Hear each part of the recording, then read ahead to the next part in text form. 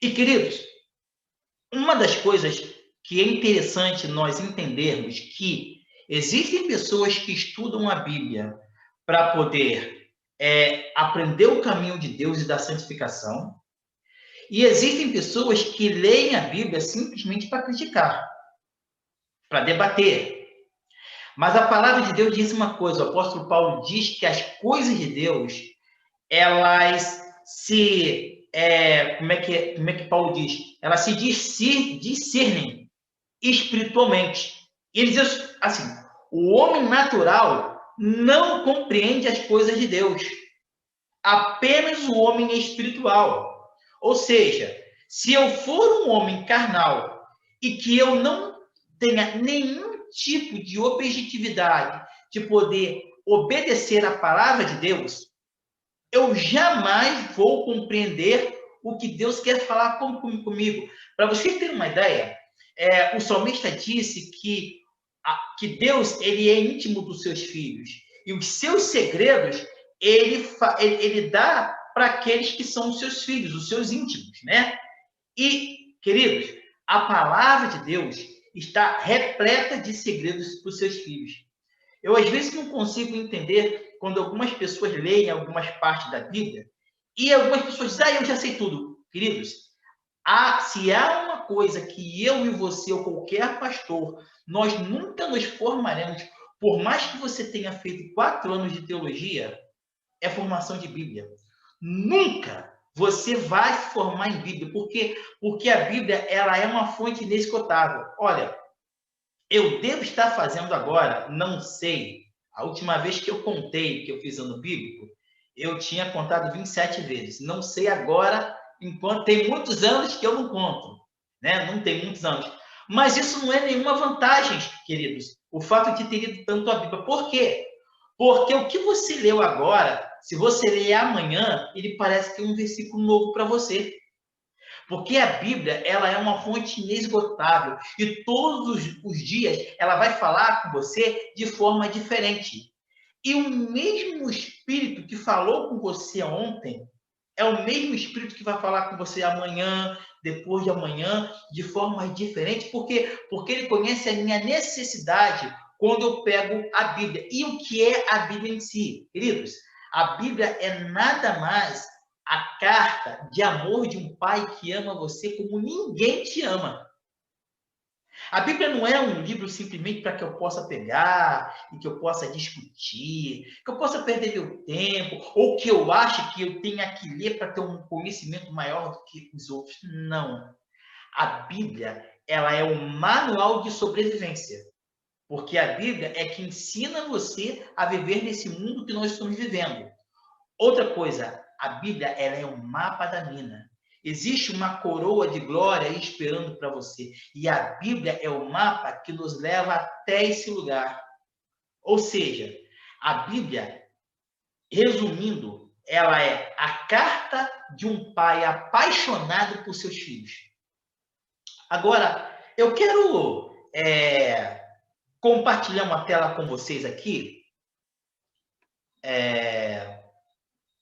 E é um assunto interessante que eu gostaria de mostrar para vocês aqui. Tem um verso na Bíblia que é conhecidíssimo, que ele diz assim, examinai as Escrituras, porque vós cuidais ter nelas vida eterna, e são elas que testificam de mim. Deixa eu dar isso. Elas testificam de mim. Uma das coisas que a gente precisa entender é que a palavra de Deus, ela fala exclusivamente de Jesus Cristo. De ponta a ponta, a palavra de Deus, ela fala de Cristo. E o tema da Bíblia, queridos, é o tema da salvação, né? E interessante que Jesus, quando ele disse isso, ele estava falando para os fariseus, para os judeus naquela época, dizendo assim, olha, errais por não conheceres a Escritura e o poder de Deus. E ele diz, examinai as Escrituras, porque vós cuidais nelas a vida eterna, e são elas que testificam de mim. Isso João 5, versículo 39. Agora, olha assim, Jesus Cristo, ele é o centro da Bíblia. Ele é o foco de toda a Escritura, em especial tudo que ele fez na cruz do Calvário. Entendendo Cristo e estudando suas palavras, seguindo seus mandamentos e exemplos, a Bíblia começa a ser entendida. Queridos, entenda isso aqui.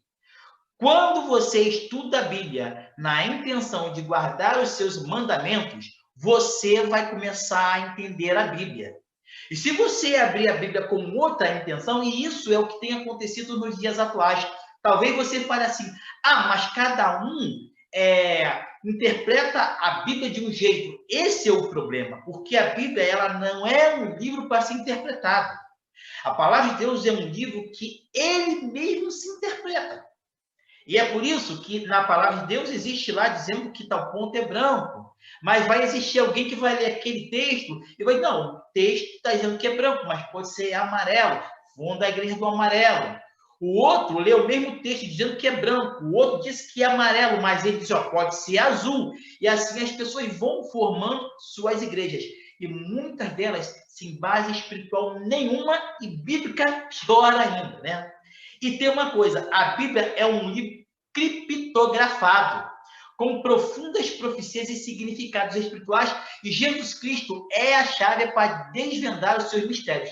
Quando nós entendemos que Jesus Cristo é o centro da palavra de Deus, coisas maravilhosas começam a aparecer nos nossos olhos. E uma delas, queridos, é o plano da redenção. Quando nós abrimos a Bíblia, de Gênesis a Apocalipse, qual é o assunto principal? Jesus Cristo e o modo maravilhoso como ele foi planejado, o modo de salvar a mim e a você. Porque a palavra de Deus diz que todos nós pecamos e destituídos, cada um de nós ficamos da glória de Deus.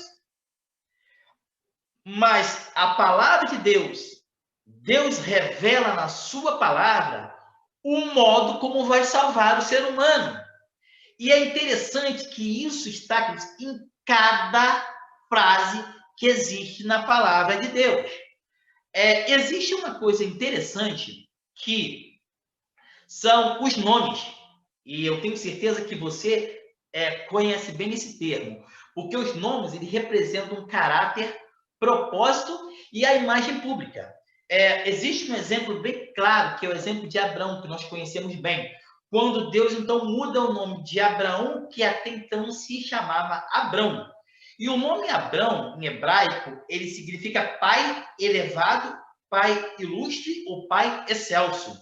Mas só o fato do nome Abrão já se chamar pai, mesmo que seja pai elevado, pai excelso, pai ilustre, Abraão não era pai de ninguém, até então, né? Mais tarde aconteceu aquela situação de Ismael, mas Deus resolve mudar o nome dele para Abraão, que quer dizer pai de uma multidão ou pai de muitos, para dar certeza a ele que a promessa de um filho que viria de Sara era uma promessa que iria acontecer. E nós temos um outro exemplo de nome também que existe na Bíblia, que se chama João. Nós conhecemos o nome João, significa Deus é cheio de graça, agraciado por Deus ou graça e misericórdia de Deus. E interessante também, e Deus perdoa. O nome João tem origem no hebraico, que é Iohacanan, ou Yohanan, composto pela união dos elementos Iá, que nós sabemos que significa Javé, Jeová, Deus, né? E Haná, que quer dizer graça. Então, o nome significa Deus é gracioso, agraciado por Deus, a graça e a misericórdia de Deus, e Deus perdoa. E as outras formas do nome João, nós encontramos no italiano, e em outros que é Giovanni, Ivan, Sean e Juan, que está em espanhol, que tem o mesmo significado. Agora, interessante, gente, é que quando se fala de genealogia, olha só, eu fiz um gráficozinho aqui, né, que diz assim, vocês percebam que no azul, algumas pessoas leem atenciosamente, buscando uma revelação sobrenatural daquela genealogia. Que, na verdade, gente, as pessoas olham uma genealogia e acham que aquilo ali é apenas histórico, né? Aí tem uma parte vermelha que você percebe que é algumas pessoas que dão uma lida bem por cima para não ficar com remorso com o que não leu. Mas a grande maioria que está em verde simplesmente não lê. E deixa eu dizer uma coisa para vocês, queridos. Tudo que existe na Bíblia não está ali simplesmente por estar. Existe um propósito, porque Deus colocou aquilo ali. Deixa eu voltar mais ou menos falando sobre o plano da redenção. Queridos, o plano da redenção é o assunto mais importante da Bíblia. Por quê? Porque quando Deus criou as coisas, Deus criou o universo inteiro, Deus o fez para a sua glória. E Deus, ele é um ser que em si, a palavra Deus já está no plural, né? E, na verdade, é um mistério que nós não entendemos quando nós falamos de trindade, em que um para ser um, ele tem que ser três, né? E nós entendemos que, na verdade, dentro da nossa mente finita, o que nós entendemos da Bíblia um pouquinho, porque esse assunto vai ser muito mais amplo, nós entendemos que Deus não é uma pessoa. Aí você me diz, mas Obadias, isso é uma heresia. E não é. Deus não é uma pessoa. Deus é um poder. Um poder composto por aí sim, composto por três pessoas distintas, né? Que nós conhecemos pelo Pai, né? Por função, o Filho e o Espírito Santo. E que todas as vezes que a Bíblia chama esses três de Jeová, todos três têm o mesmo título de Jeová, com a diferença de Jesus, que tem um título, que agora eu não me lembro o nome, me perdoe, que quer dizer Senhor dos Exércitos.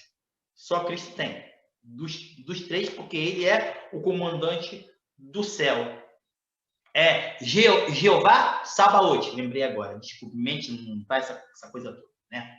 Mas então, o que acontece no céu em relação à queda de Satanás, que foi profundo.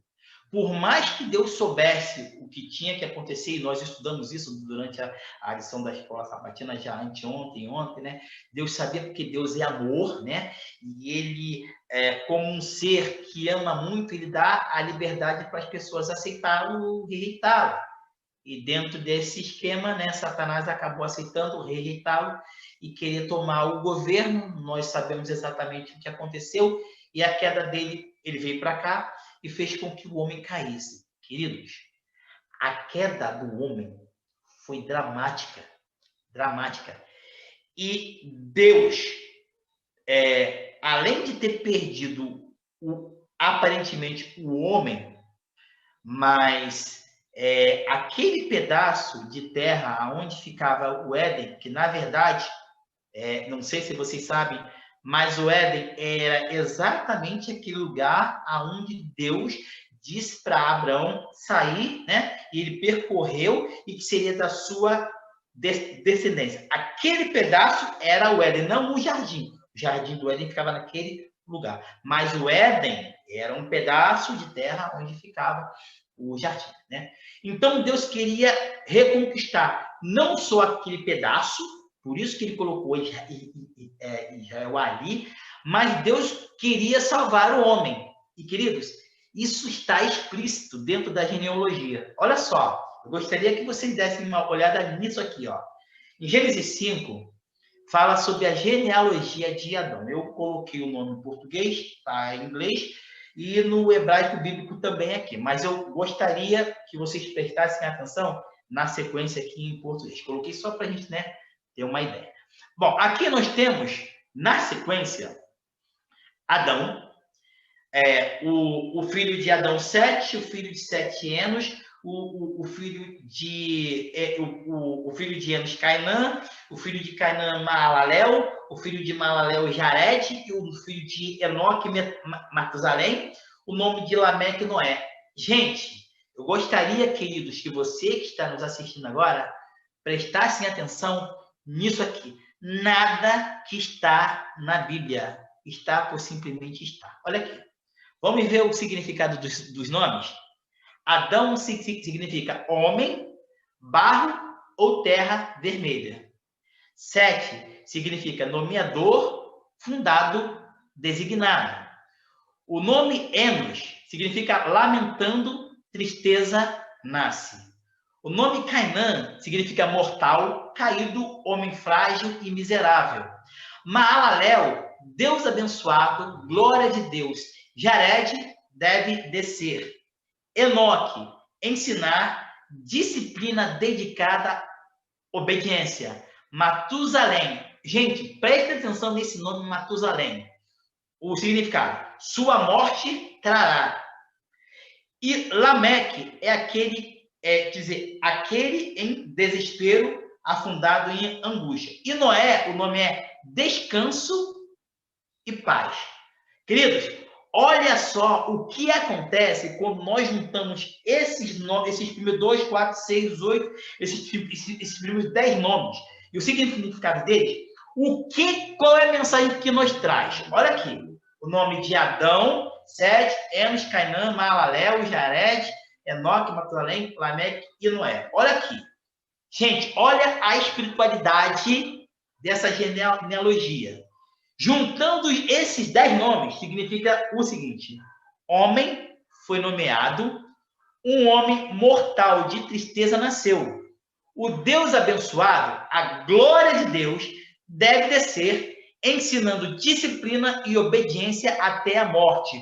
Sua morte trará para aqueles em desespero, descanso e paz.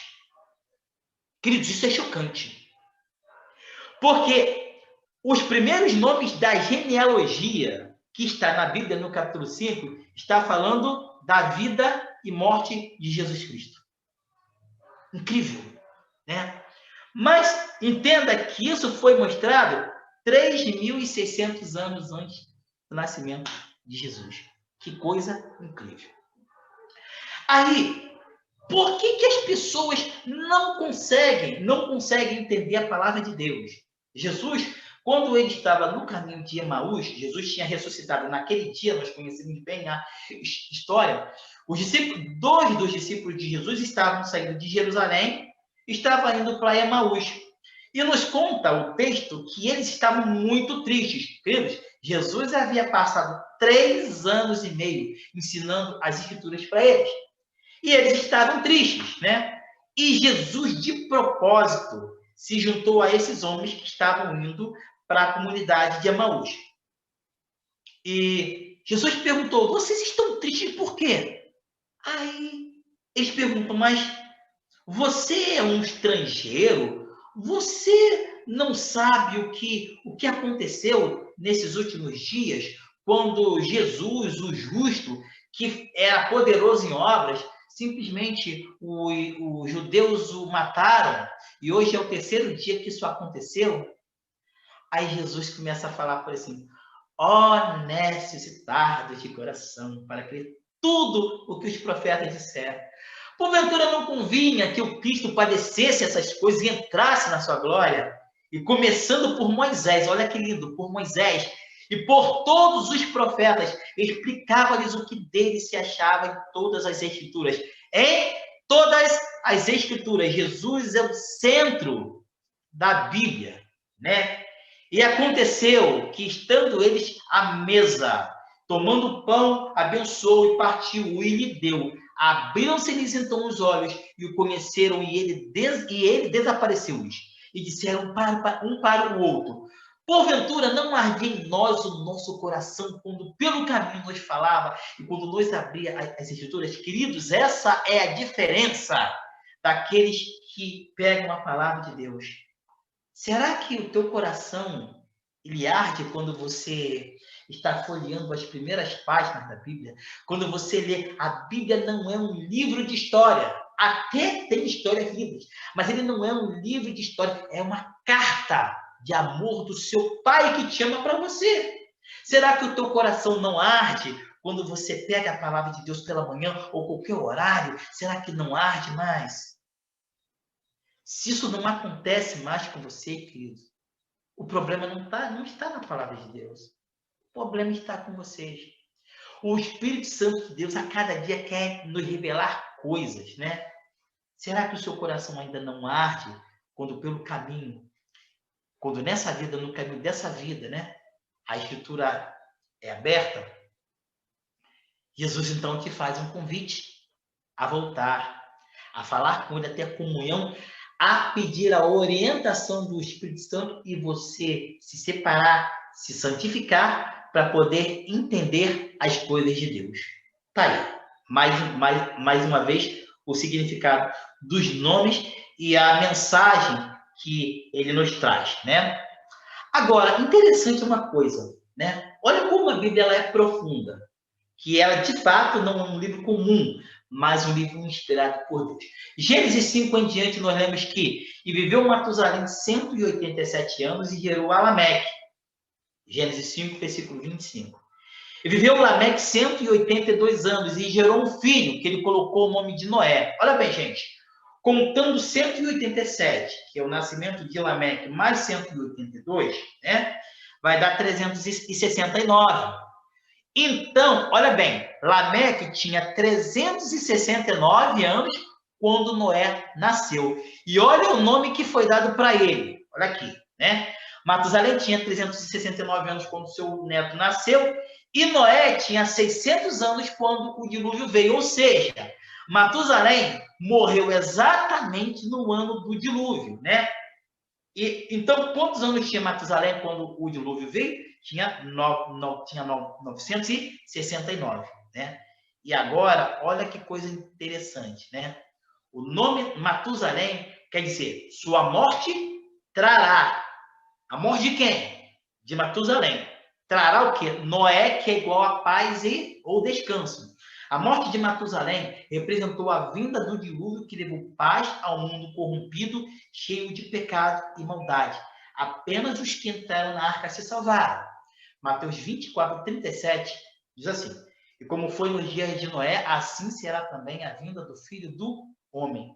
Interessante que quando nós abrimos a Bíblia, em Gênesis 6, versículos 5 e 8, nós vamos ver que a terra estava totalmente corrompida, né?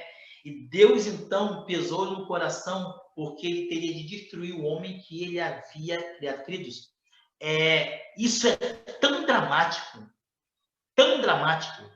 que Deus deu 120 anos. 120 anos. A gente não sabe o que é isso, porque a nossa vida geralmente no máximo é 80, aí, por aí, né? Nós não sabemos o que é isso.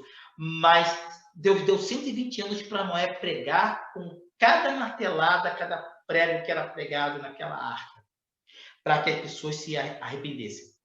E depois que o dilúvio veio, né? E que tudo havia sido destruído e que só ficaram 8 pessoas, queridos, é outra coisa que nós não entendemos.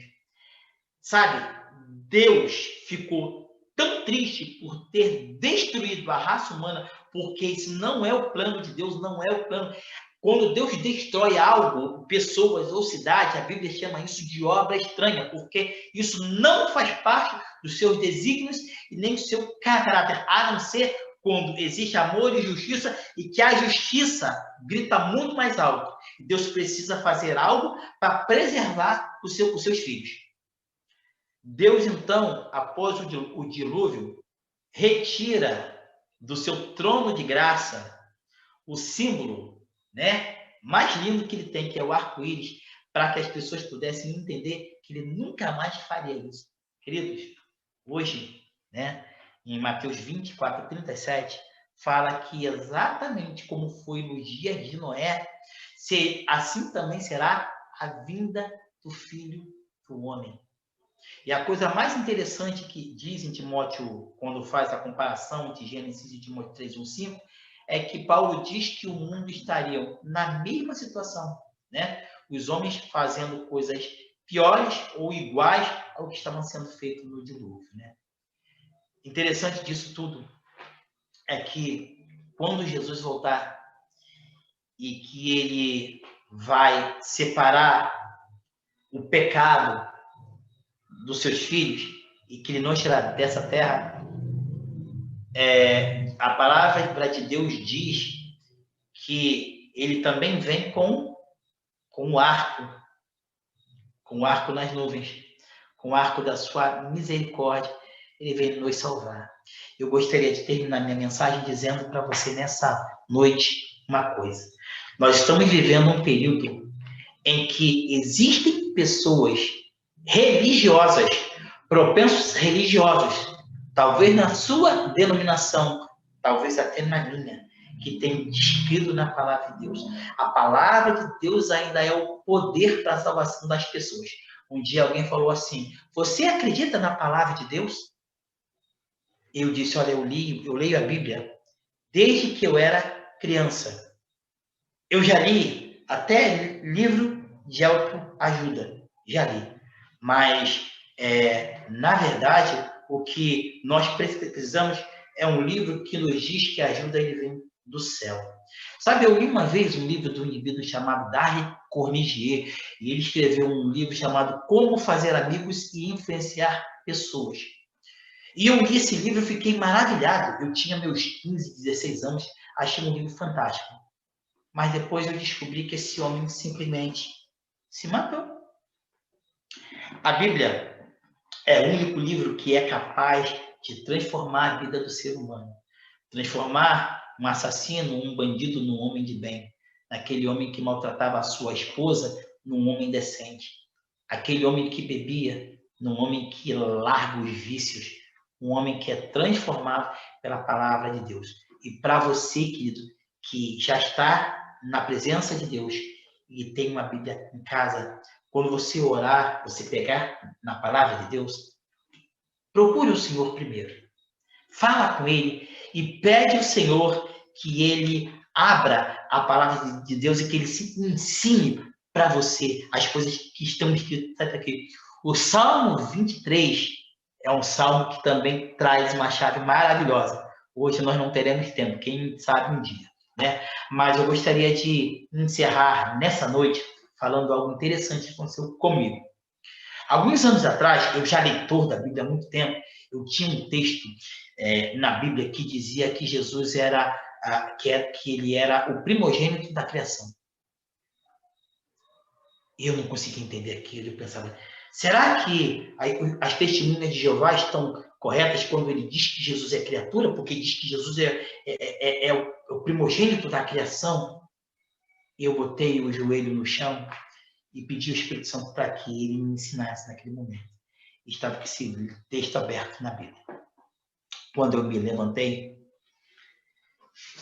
o Espírito Santo falou assim para mim: Jesus é criatura, sim. Exatamente como o texto está dizendo. Mas presta atenção numa coisa. Ele é Deus eterno, Deus bendito. E que simplesmente pela sua única vontade, ele se fez criatura, se fez homem para poder salvar a mim e a você. E a coisa mais linda nessa história é que ele é o principal homem. Ele é aquele que está lá no santuário do céu, intercedendo por mim. Ele é o nosso, além de ser o nosso Pai, porque foi ele que nos fez, na carne, ele é o nosso irmão mais velho. E o que é mais lindo nessa história, queridos, é que os traços humanos de Jesus, por escolha dele, são eternos, porque ele se identificou para sempre com a raça humana. Além de ser o nosso Pai por criação, ele também agora é o nosso eterno irmão por toda a eternidade. Que a palavra de Deus seja um marco na tua Bíblia, na tua vida, e que ela possa ser o nosso manual de sobrevivência nessa terra e que continue sendo o nosso mapa do tesouro para chegarmos à coroa da vida. Que Deus nos abençoe. Amém.